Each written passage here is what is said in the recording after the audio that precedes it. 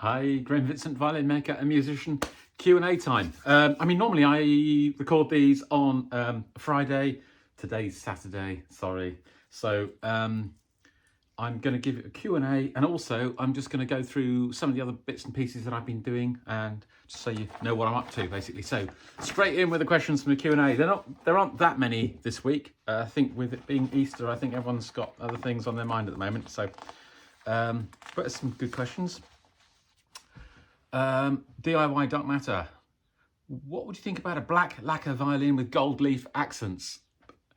Like I said before, basically, I personally don't believe with art, with something as subjective as the shape or colour or form of a musical instrument. If you're making it for yourself, make whatever you want. Whatever you want is valid, really. It really is. I honestly believe that. If you're trying to sell them, then to a certain extent, you know, you have to, it's a real fine balance. I mean, I always kind of say I make the violins that I would like, and I'm lucky in that other people seem to like them as well. So maybe the same advice is true as well. You know, if you like the idea of it, then the chances are you're going to find someone else out there who also likes the idea of it as well. So yeah, I can see that looking good. I think a black violin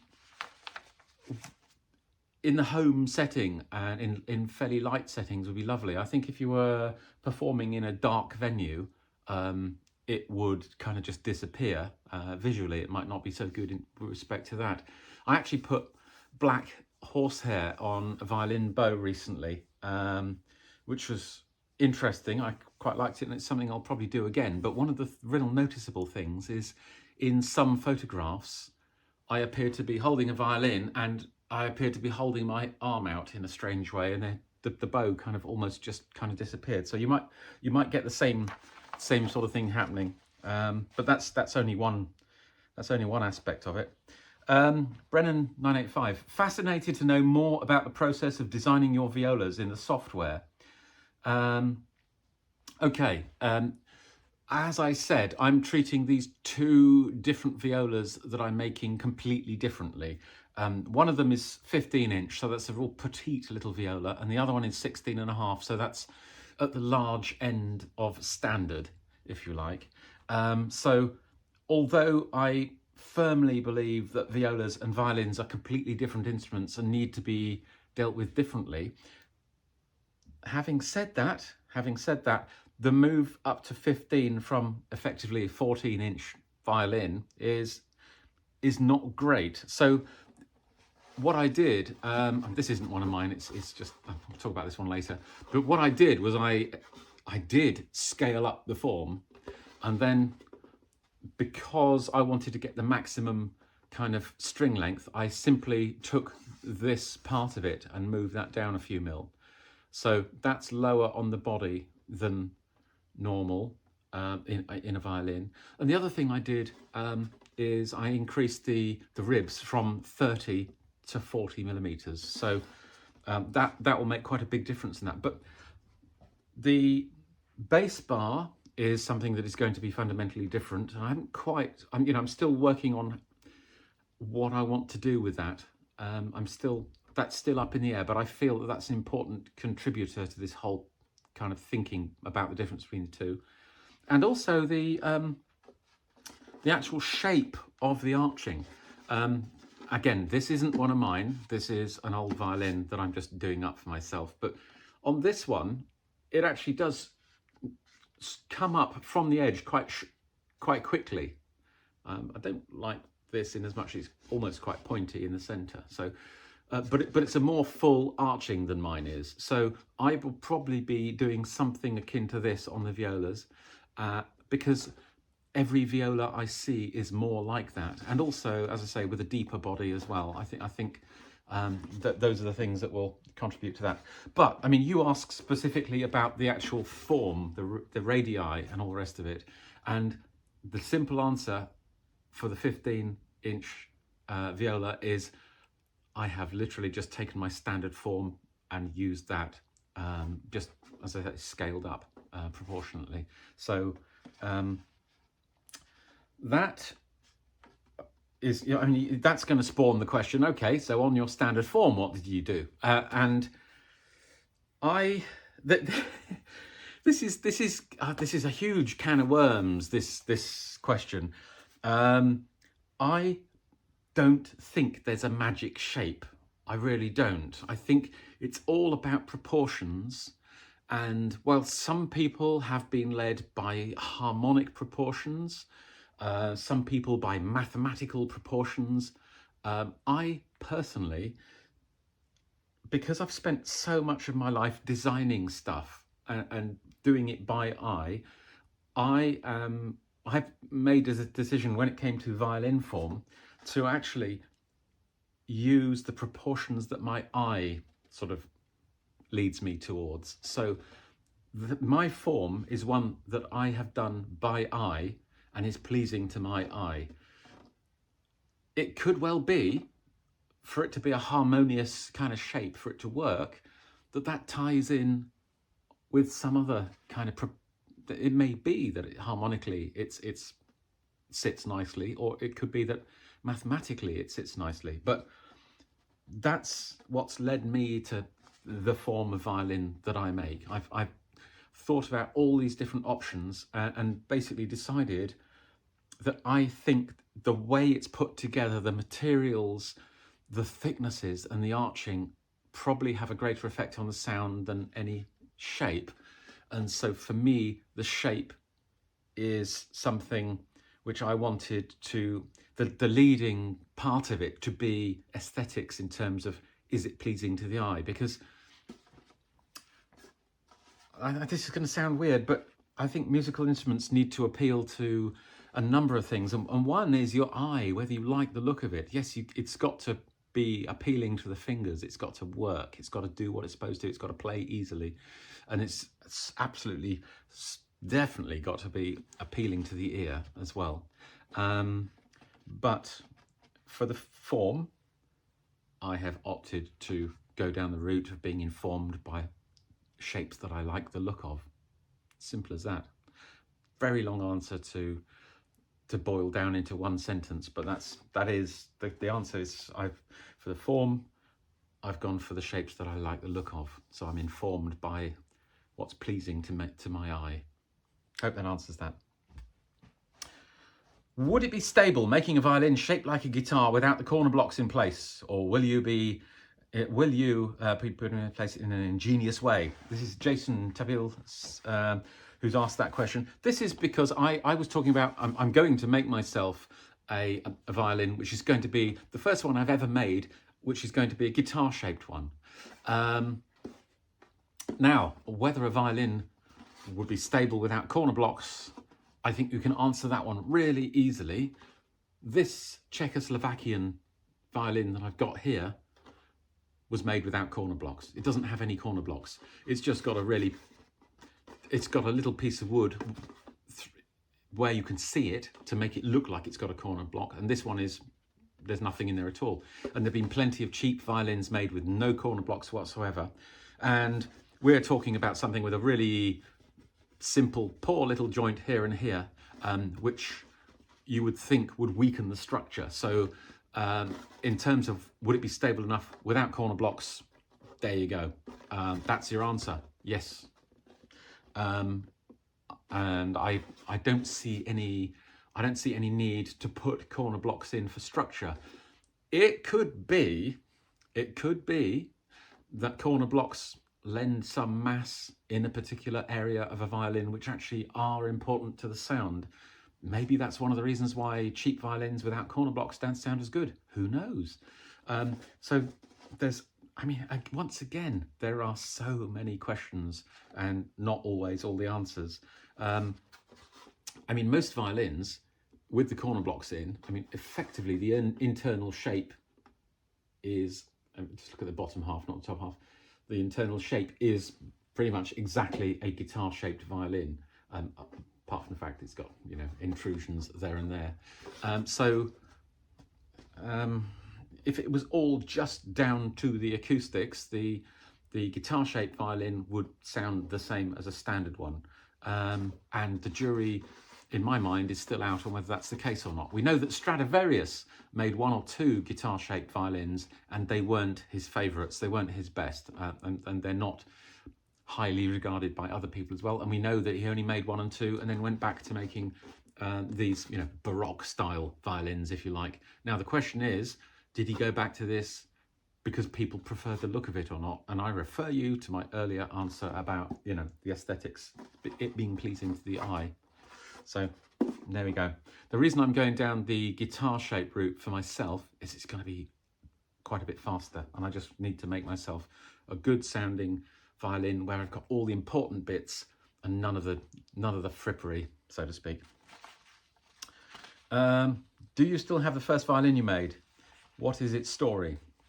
What would you have done? What would you have done differently? I am going to press stop here. I'm going to go and get it.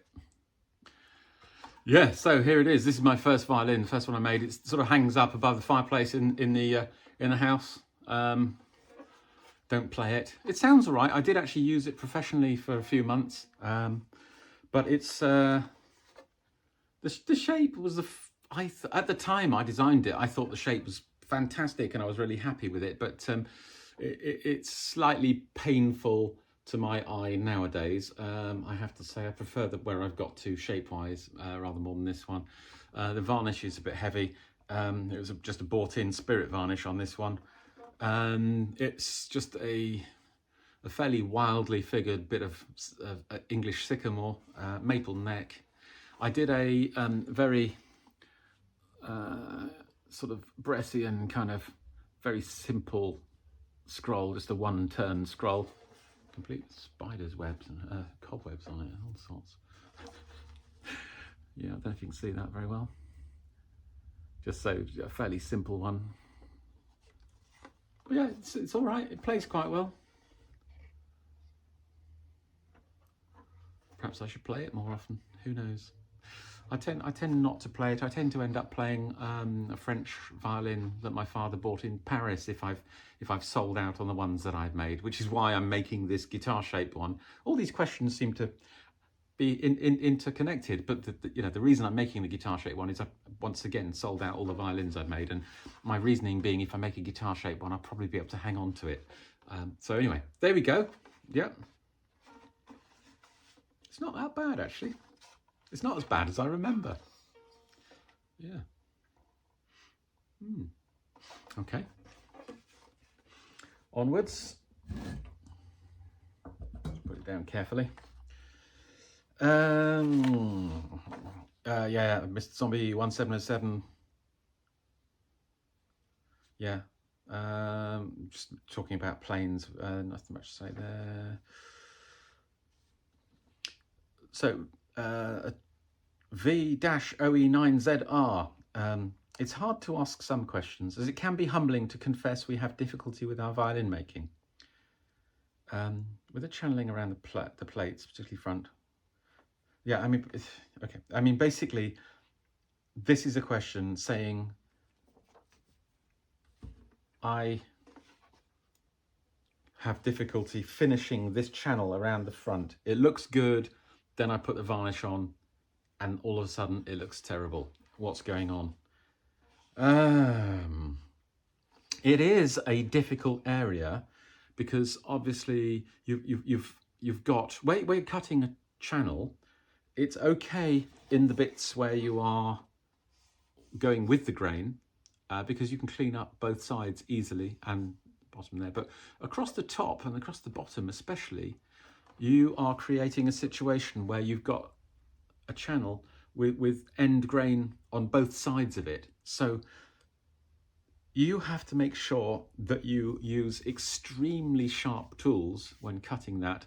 And you also have to be acutely aware of the grain direction so that you don't raise the fibers on either side of that. And that also is the case if you use scrapers. You've got to be careful of the direction of scraping, and also if you are using paper or pumice or whatever, again, be careful of the grain direction and don't go against it, because it doesn't take much for, once you actually start to add finishes to it for it to suddenly show up every single blemish. It is being extremely careful, and it's not something I've always managed to do successfully myself. It's one of the reasons. I mean, the sort of finish I like on a violin is not that incredible, impeccable, smooth kind of factory finish, which, I mean, this isn't perfect, but it's more like that, you know. It's kind of just absolutely homogeneous, smooth, beautiful, and then when it's finished, it's like a mirror, you know. And when this violin was made, probably in the 1940s or 50s, 30s, 40s, 50s, it was the case that there weren't any real machine-made violins, and so everyone knew it was made by hand. So the sort of it being sort of a perfect finish was sort of an indicator that it was just well made, and so everyone was aiming for that. And nowadays, when things are being produced in factories by machine, often a perfect finish is more an indication of that it's been done by a machine rather than human. So personally, I tend to go from planes and gouges and scrapers straight to like P800 if I'm going to do any sanding, so that I don't lose those gouge marks. I don't lose the sort of the fingerprint of my work. You know, I don't lose that. That's still there. It's still very much in the violin. You can see that's made by hand, and you can see Graham used that tool around that area. But not. I don't want it to be so in your face that it just looks bad. But I just want like the slightest hint. It like a bit like finding a fingerprint on the underside of your favorite handmade mug, if that makes sense. So that's my thinking on that. So I probably don't run into the same problem quite as much as yourself, because I'm not aiming for a perfect finish. I'm not aiming for one where the fibers are sticking up. You know, I'm aiming for a finish that takes varnish, etc., perfectly and doesn't have rough areas. But I'm not looking for that total perfection, if that makes sense. I'm not sure I've really explained that very well, which is something I often say and something I often mean. But there we go. That's about all I can say to that one, really. So what else we got? We got a few.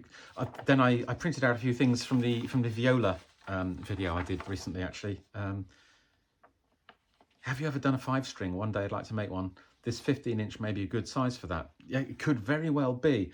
I'm not sure what the situation is with E strings, whether you can get an E string which would take, because obviously it being a little bit longer, it'd have to be slightly higher tension, or it'd have to be a lighter string. So I'm not quite sure what the situation with that would be. I'm sure it'd be okay, because I mean, people do tune up E strings occasionally, don't they, to F and what have you. So yeah, maybe. And it does, I have to say, it does, I'm still at the sort of, just at the template stage on it at the moment. It does feel like quite a nice size, this 15-inch one. So yeah, maybe, interesting thought. Because yeah, I tell you what, I'll be able to better answer that question when this 15-inch viola is finished, because it will be interesting to see how it responds at the top end of the register as well as at the bottom end. That was AP Exploring 7639. Now Fireman 9143. I'm curious how you decided to make changes you made. This is about the viola, and I think actually we've kind of covered that already.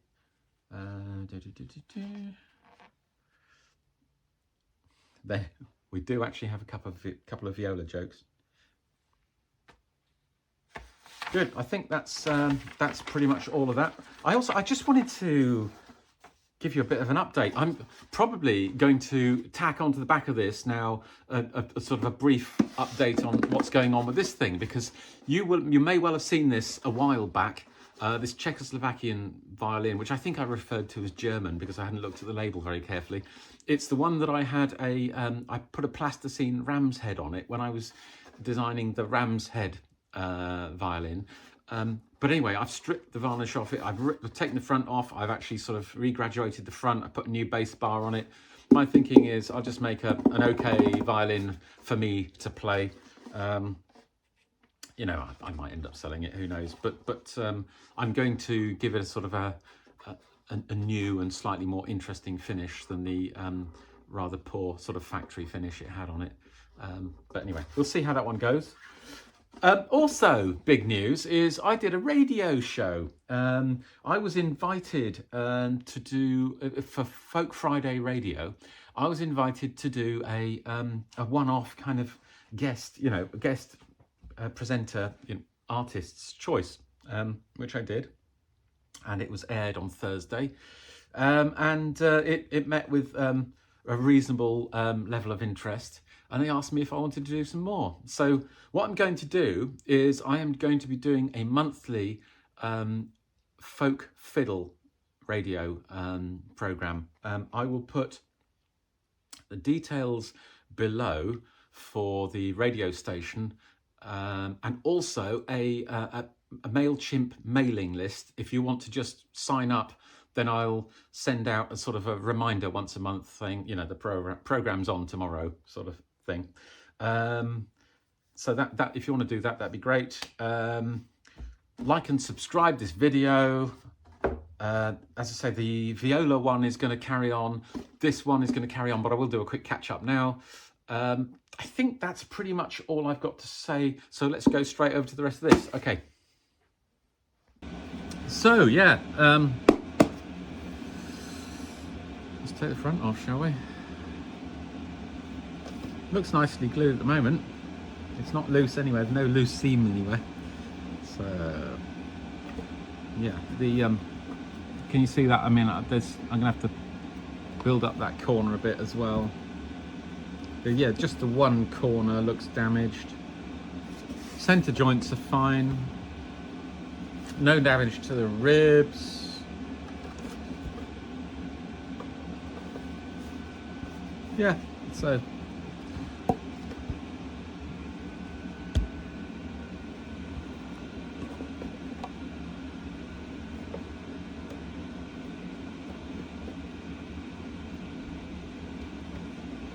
going to work our way in there gently. Got a nice fine old table knife, with which has been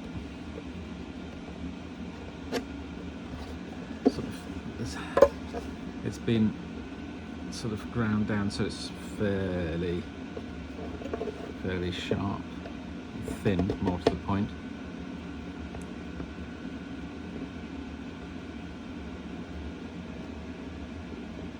Well, it's come off that first block quite easily.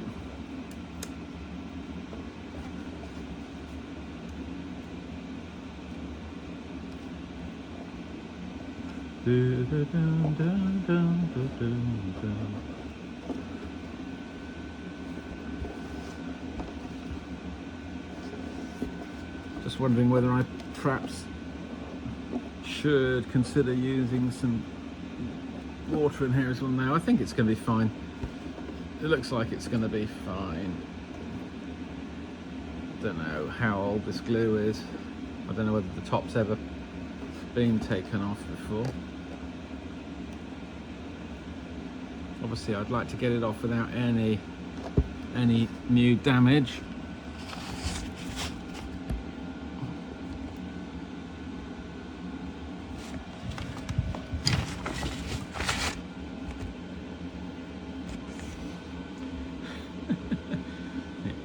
Just about see me and the violin now.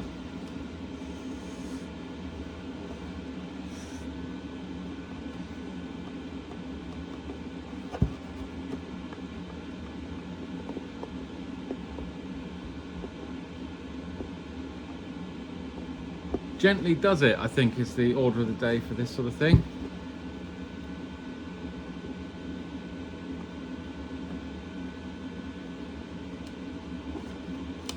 Okay, we're through the second block, so from about here to here is now loose without any damage to anything.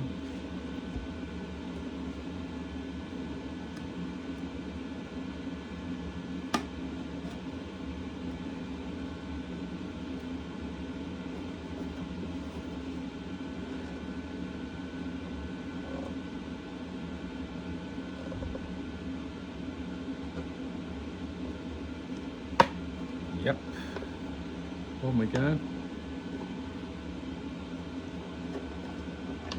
That's the sound post, obviously.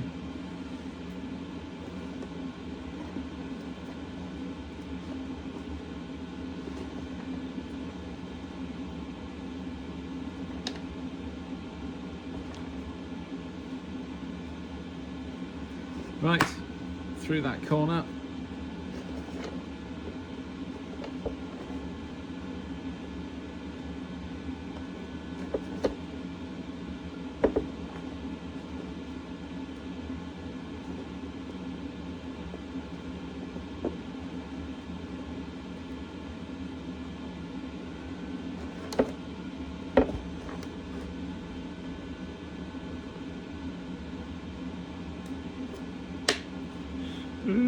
I hate these noises.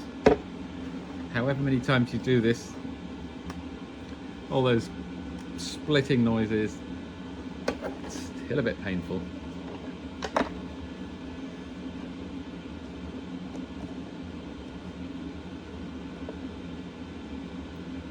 Nice and gently.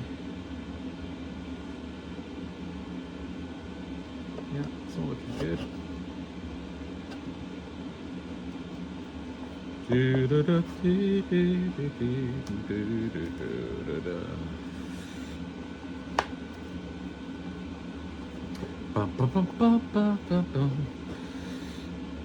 why am I making silly noises? Right, okay. We're on the home straight now.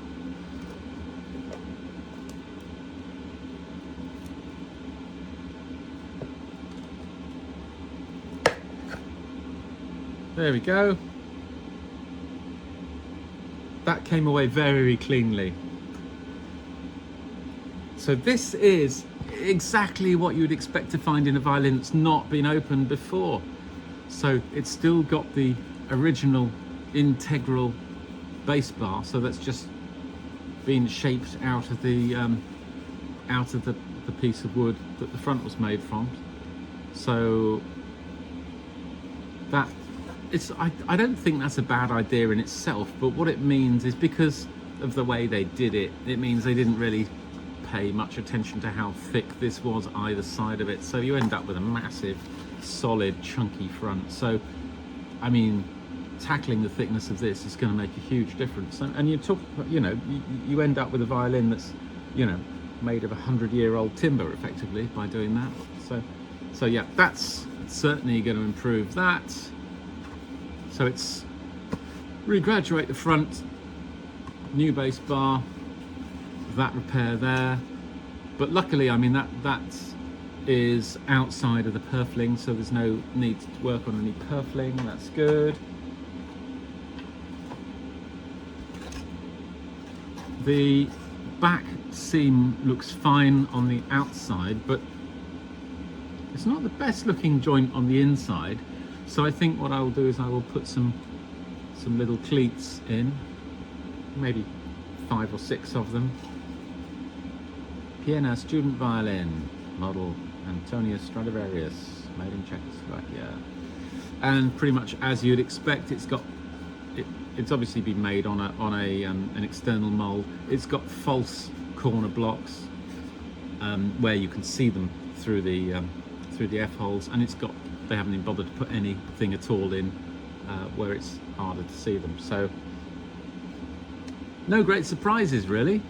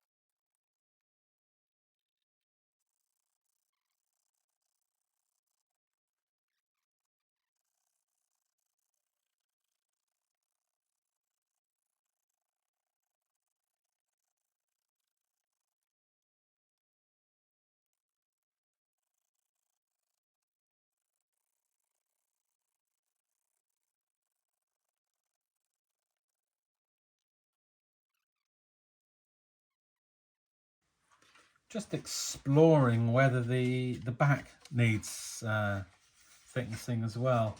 I mean, let's just see.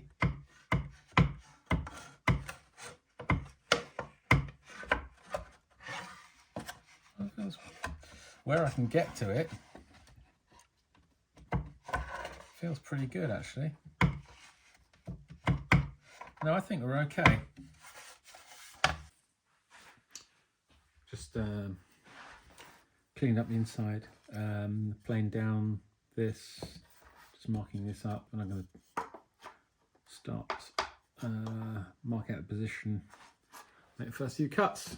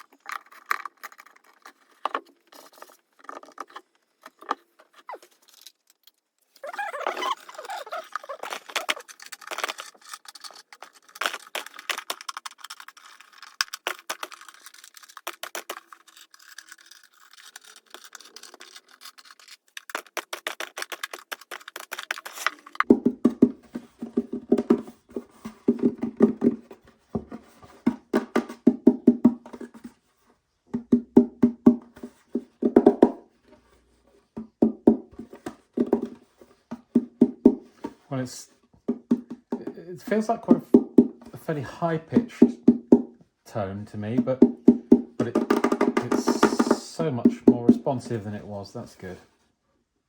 Excellent. Onwards.